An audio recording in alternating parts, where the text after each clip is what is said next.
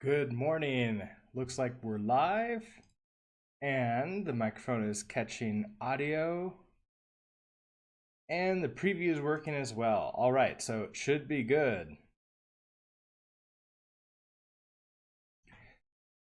So in the message I sent out about this stream, it's a little bit of a shorter stream today, but that's because I have an appointment in town shortly after my normal stop time. So I'm going to stop just like 10, 15 minutes earlier or so. But that's perfect because today we're ending chapter 2 of the rest book. So, what we did in the last couple days is we made this guessing game.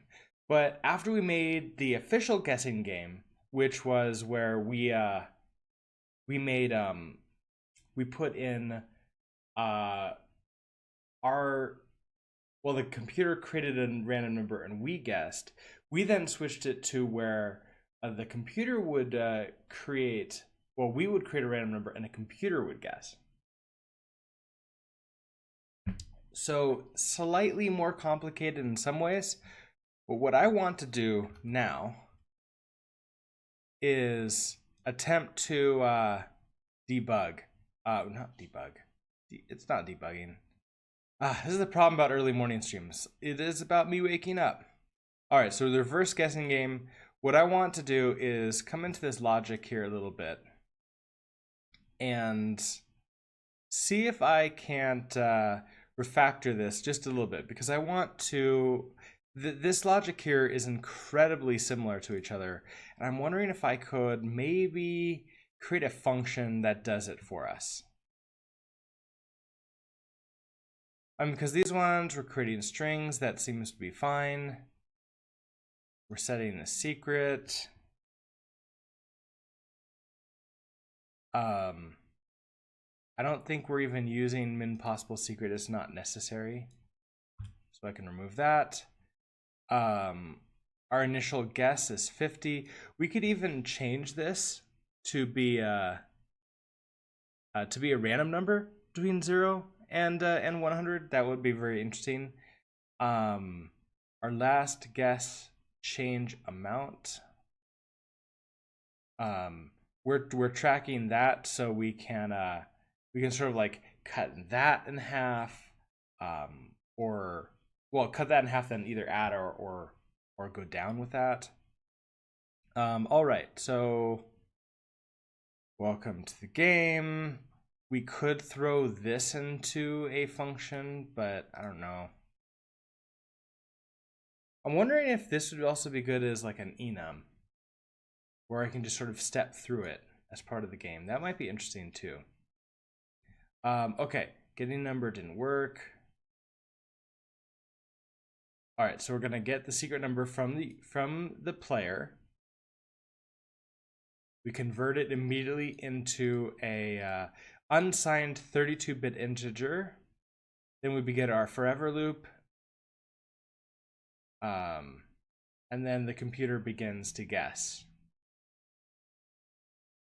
All right, so match guess. So then we compare the guess if the ordering is equal to it. All right, I guess the number, and then we break. Ordering is less than. All right, so here's where I think we're really going to be able to do our refactoring. Looks my guess is a little bit low. So if the last guess change amount, which is initially set to 0, if that is 0, then we know we need to reset it. And I think that we can put this in here, which is last guess change amount equals max possible secret minus the guess. That's if it's high. And if it's low,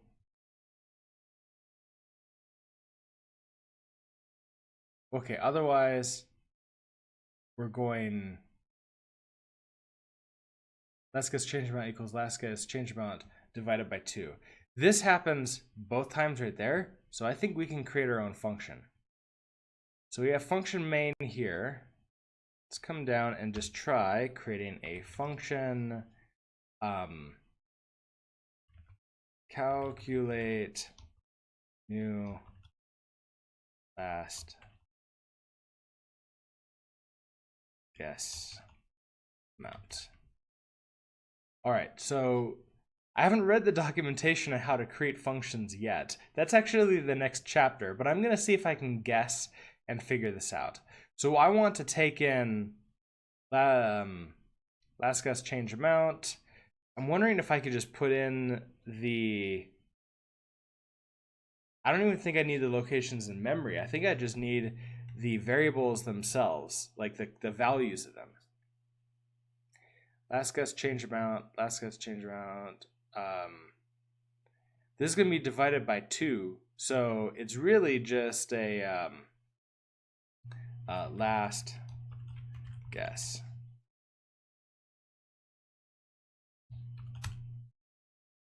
And I want to return,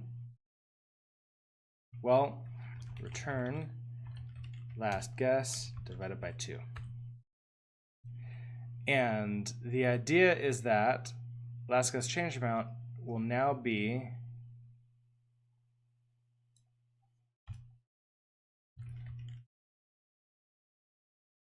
calculate new last guess change amount. We're going to hand it last guess change amount.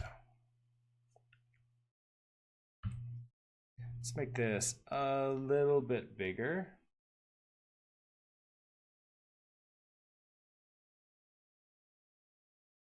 So if I do that there,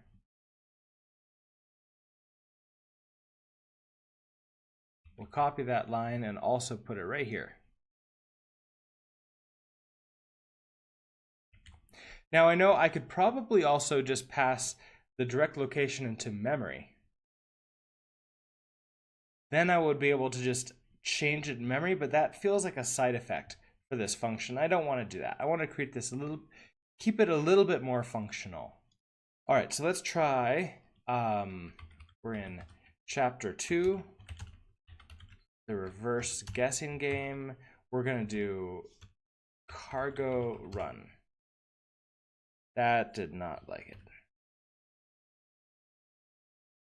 Okay, expected one of, colon or at, found just the end parentheses. So colon, that sounds to me like it needs me to tell what type it's going to be. All right, so here is this, last guess, colon U32. Let's try it again.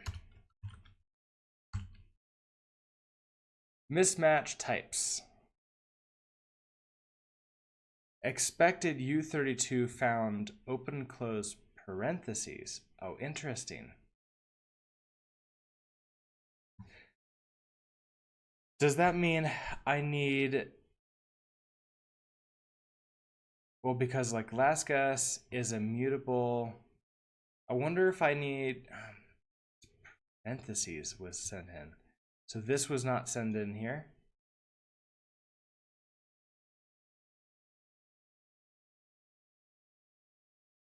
Do I need to like pass in just like the other one? This will probably give me an error saying like, hey, you need to do it there too. Ooh. Expected U32 found a mutable U32. Help. Consider removing the borrow last guess change amount.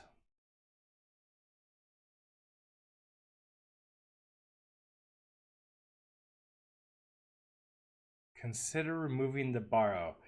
That's their help. That does not seem incredibly helpful. Oh, hold on, there's more. Expected U32 found nothing.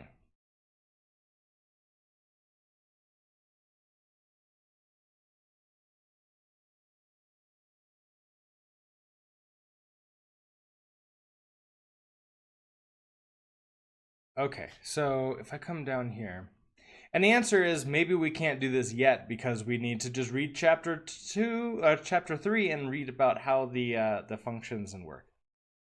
So if I, instead of doing U32 like this, if I do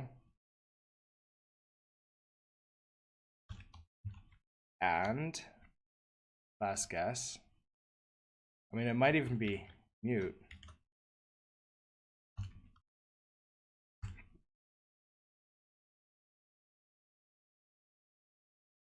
Okay.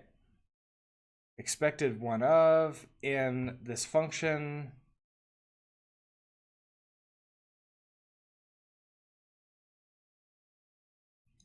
Or at sign.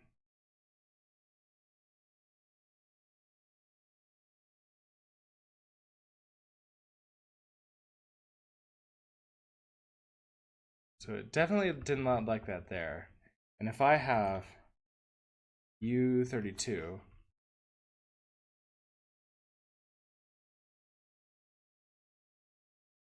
I don't think it's going to be something like mute U32, right?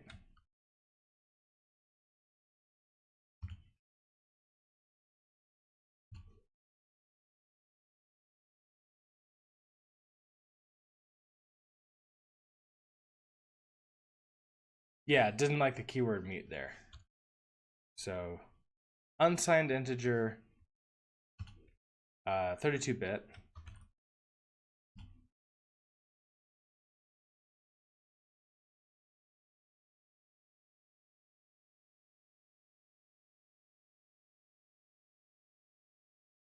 Now, is it talking about... Oh, wait. If I was going to do these changes up here, I need them up here too, don't I? Yes. And mute.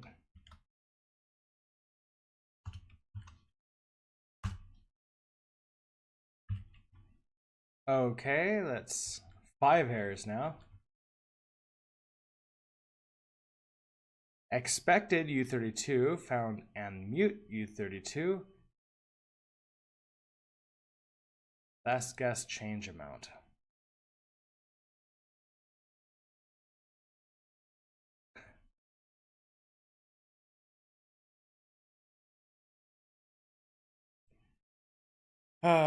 Okay, so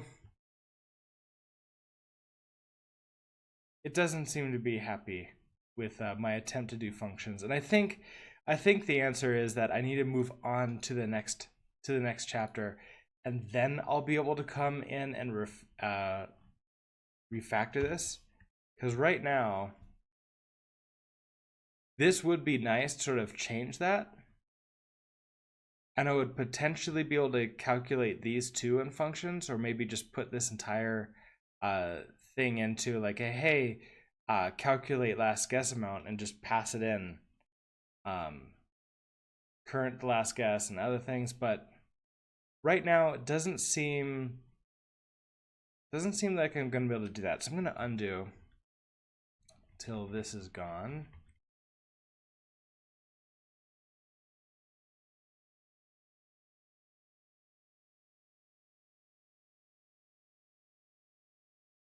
All right, we can still take that away. Let's save and run our game again. All right, so it is working. So I believe that we're gonna spend the rest of this this stream just sort of beginning to go through chapter 3. But let's play one last time. I'm gonna guess 84. Starts with 50, then 100, 75, 87, 81, 84. Our computer guessed the number. Yay! Okay. Let's see what changed here. In mainnet RS, yeah. Minor cleanup of commented out code. All right, so I'm gonna push that up. I have the link to the code on GitHub in the description of this video. Okay, so now that I have that, let's close all of these. We're gonna close chapter 2. Let's head to this book. Chapter 3, Common Programming Concepts. Oh, when I go to this,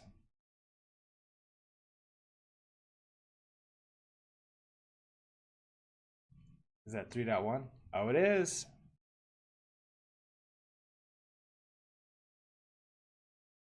Okay, this chapter covers concepts that appear in almost every programming language and how they work. Okay, none of the concepts presented in this chapter are unique to Rust. Well, I think unique to Rust might be the just the implementation of some of them, specifically with those keywords and symbols, variables, and mutability. As mentioned in chapter 2, by default, variables are immutable.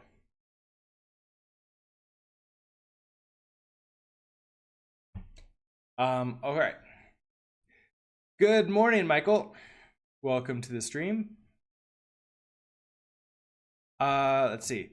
You still have the option to make your variables mutable, but let's explore how Rust encourages you to favor immutability and why you might want to opt out. Okay, when a variable is immutable, that means a value bound to the name, you can't change that value. Illustrate, let's generate a new project called variables in your projects directory. All right, I'm gonna actually do this. So come out of chapter 2 and chapter 3. And let's move this over to the side in here.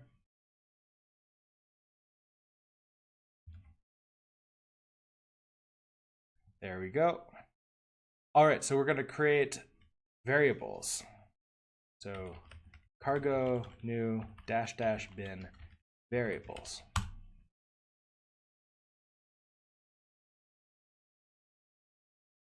Here we go. Main.rs. All right. So in our main function, so we're going to create x equals 5, but we're not going to have the mute keyword in front of it. So it's my guess this is going to create an error saying, well, yeah, it's going to say it right here, saying, hey, you can't do that. So let x equals 5, and line, the value of x is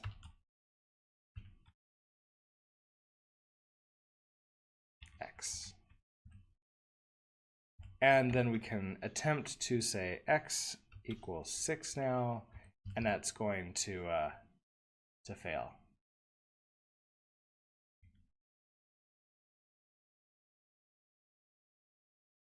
And I wonder if I can, yeah, I can do cargo chapter 3 cargo run.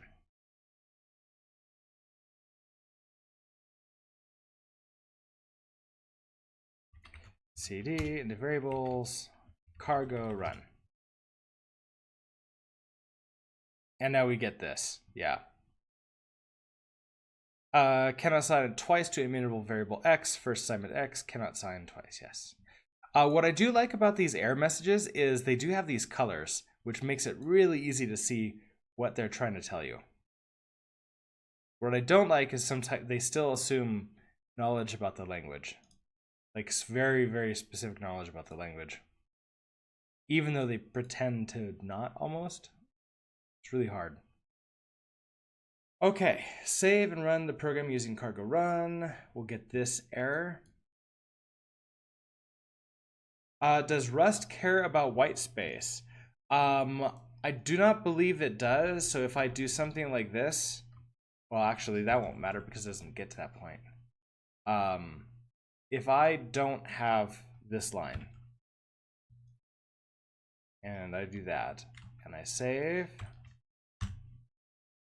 everything just works. So it doesn't care about white space, except they are creating their own system to their own like program that when you execute code and when you compile, it's actually going to go in and change your code to all fit the exact same style as everybody else.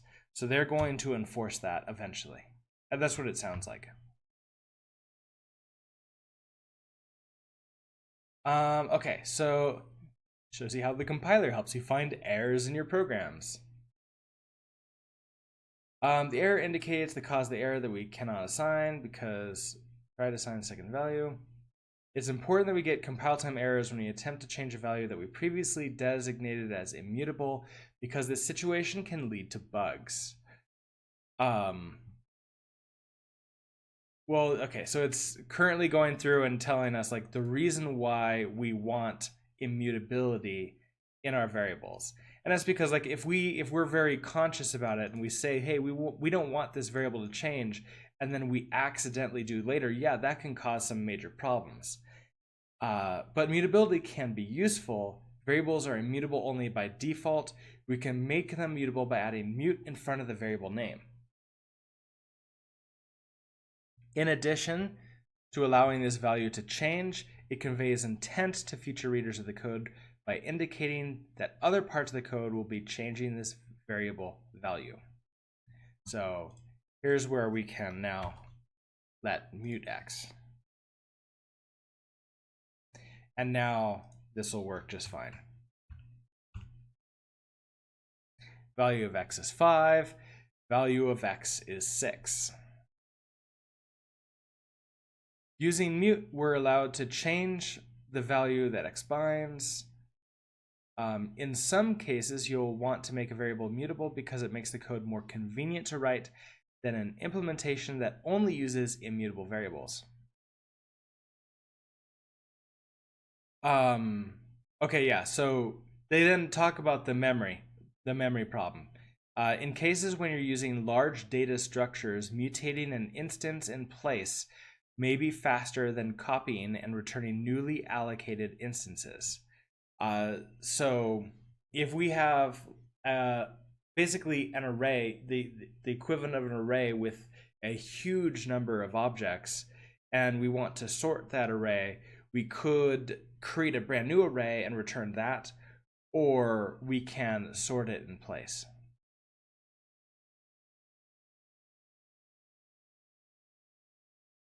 Difference between variables and constants. Being unable to change the value of a variable might have reminded you of another programming concept that most other languages have: constants. Well, actually, it did remind me of that. Like immutable variables, constants are also values that are bound to a name and are not allowed to change, but there are a few differences. You are not allowed to use mute with constants. We declare constants using the const keyword instead of the let keyword. And the type of the value must be annotated. So we must tell it exactly what type it is. We're about to cover types and type annotations in the next section.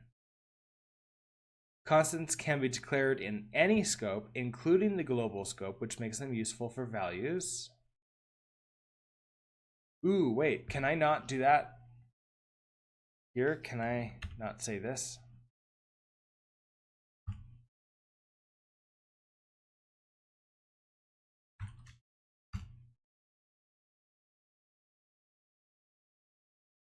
Oh, it didn't even find it. But if I do const, remove the mute, this won't work anymore.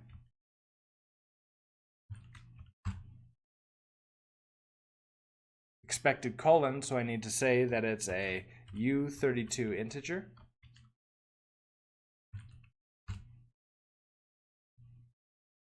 Ooh, warning, constant x should have an uppercase name such as x. But it works. Constants are valid for the entire time a program runs within the scope they were declared in, making them a useful choice for values in your application domain that multiple parts of the program might need to know about, such as the maximum number of points any player of a game is allowed to earn. Naming hard-coded values used through your program as constants is useful in conveying the meaning of that value. Well, yeah, it's like don't hard code all these values in your code. Shadowing. As we saw in the guessing game tutorial, we can declare a new variable with the same name as the previous variable, and the new variable shadows the previous variable. The stations say that the first variable is shadowed by the second, which means that the second variable's value is what we'll see when we use the variable. We can shadow a variable by using the same variable's name and repeat the use of the let keywords.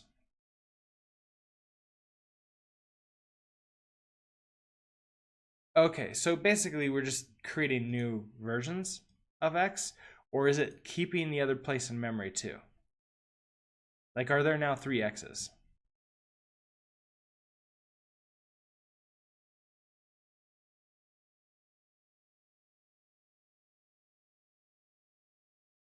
Oh, it's just like they're specifically doing it in order to like increase X. So it's like the equivalent of X plus plus. That's what they're doing. Even though it's immutable, you can sort of kind of change it by reassigning it to itself.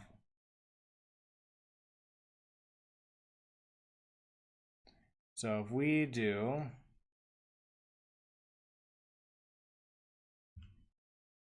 let X equals 5,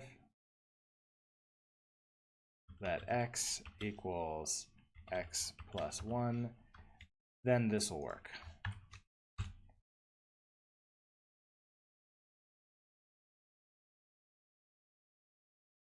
Except I need to remember the semicolon.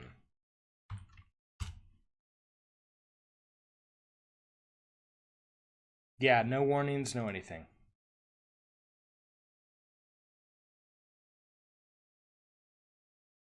This program, okay, so it does that. This is different than marking a variable as mute because unless we use the let keyword again, we'll get a compile time error.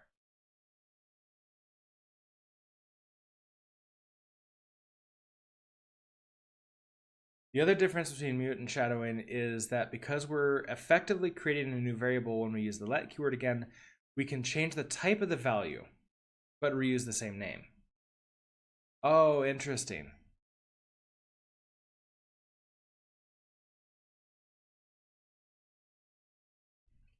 And because it has type inference, we still don't need to say like what it is. It'll be inferring this type over and over and over again. So their assumption is like, okay, we're going to use like a bunch of spaces here. So we can now have x dot lane, and then we can see what that is. So it's going to be a bunch of, I think I'll just have hello world first.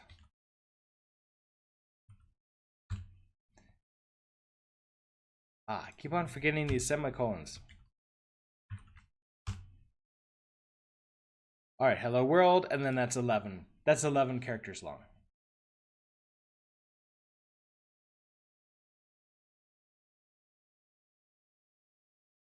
Right, so in mute, we're not allowed to change that because spaces is a string and cannot be a number. But if we do shadowing, we are allowed to do that. Every value in Rust is of a certain type. Okay, so here we're going to talk about types.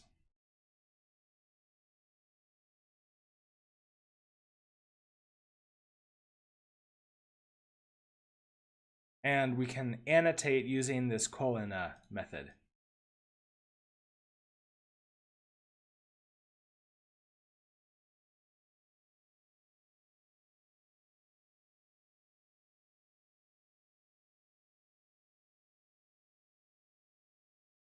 This is interesting. So it can't figure out what this would be. So if I have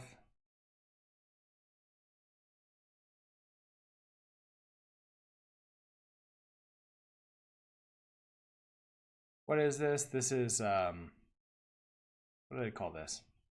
This is variables. It's sort of similar.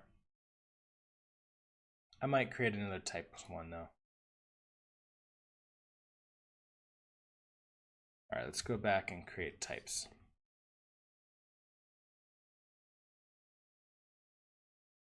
Types.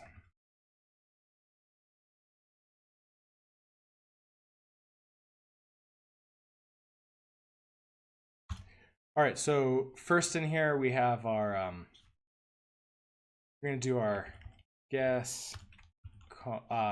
So I'm gonna first leave this off because we have our string. I feel like doing, this could be a input equals 2, which of course is a string and not an actual number, but we want to convert it to a number. So let guess equals input dot. So we would normally want to do like a trim and then a parse to parse it into a number, and then we have this dot expect. This is not a number. And print line, the guess is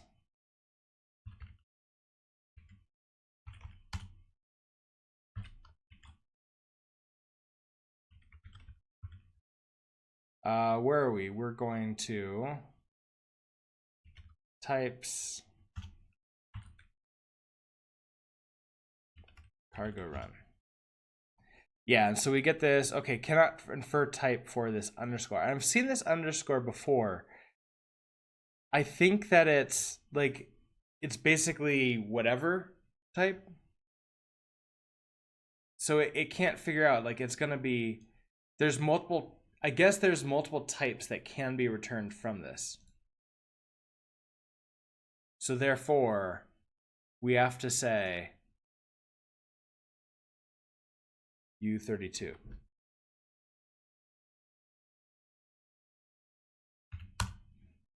And then it runs just fine.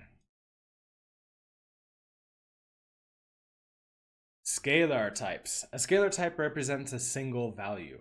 Rust has 4 primary scalar types: integers, floating point numbers, booleans, and characters.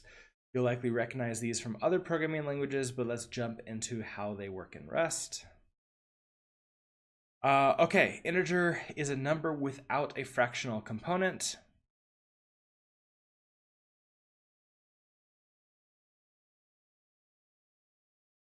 It takes up 32 bits of space. All right, so we have 8-bit numbers, 16, 32, 64, and arch.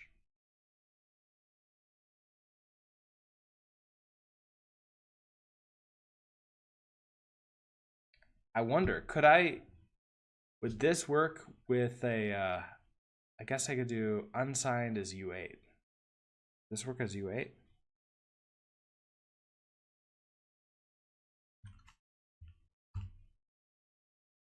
Yeah, that would be fine. Now, what if I gave it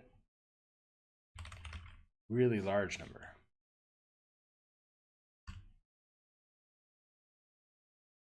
Aha, okay.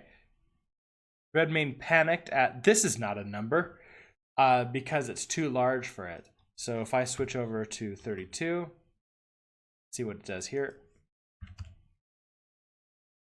Still too large. Let's go to 64.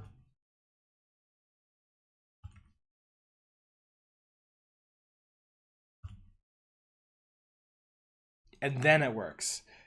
And that's because like we need a certain amount of size to be able to store this in memory, because like you can only count up to certain numbers in the binary of 32-bit, 64-bit, 16, and 8.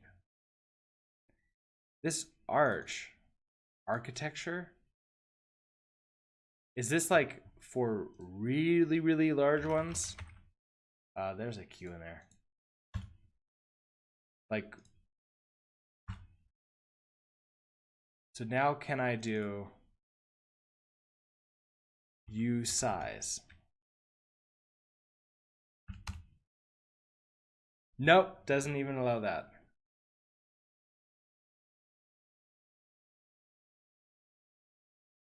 I'm going to keep that. Each variant can be either signed or unsigned and has an explicit size. Signed and unsigned refers to whether it's possible for the number to be negative or positive. In other words, whether the number needs to have a sign with it. Okay, so if I, like, as long as I'm working with positive integers, I'm unsigned.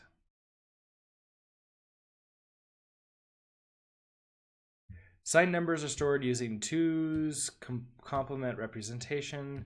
So basically, since I was going to do like a minus, I could really just do a signed integer and have it be a negative value and then plus that. That's how I could do it in a single function. Each signed variant can store numbers from 2n to the minus 1, where n is the number of bits that the variant uses. So an I8 can store numbers from 27 to 27 minus 1, which indicates negative 128 to 127.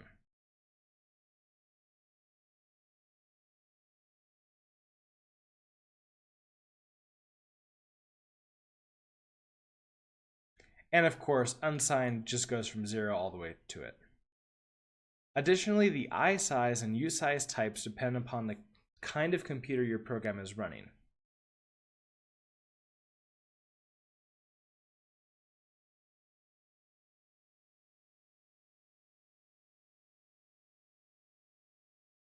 You can write integer literals in any of the forms shown in table 3.2. Note that all number literals except the byte allow a type suffix. So decimal, hex, octal, binary, and byte. But that's an unsigned 8 only. So how do we know which type of integer to use? If you're unsure, Rust defaults to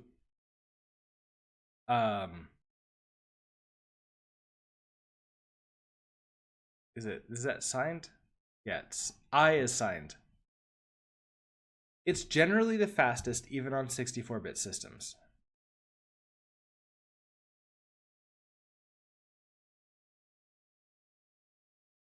Floating, well, the primary situation which you use I size or U size is when indexing some sort of collection. All right, they have 2 primitive types for floating points, F32 and F64. The primary type is 64 because that's CPUs. It's roughly the same speed, but more precision.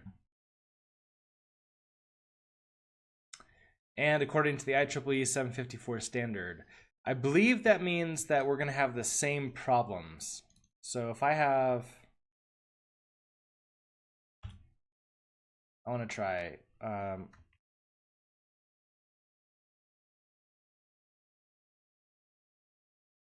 on, stop.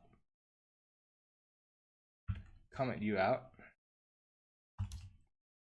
All right, so if I have let 1 equals 0.1, let, let's use A and B for this, equals 0.2,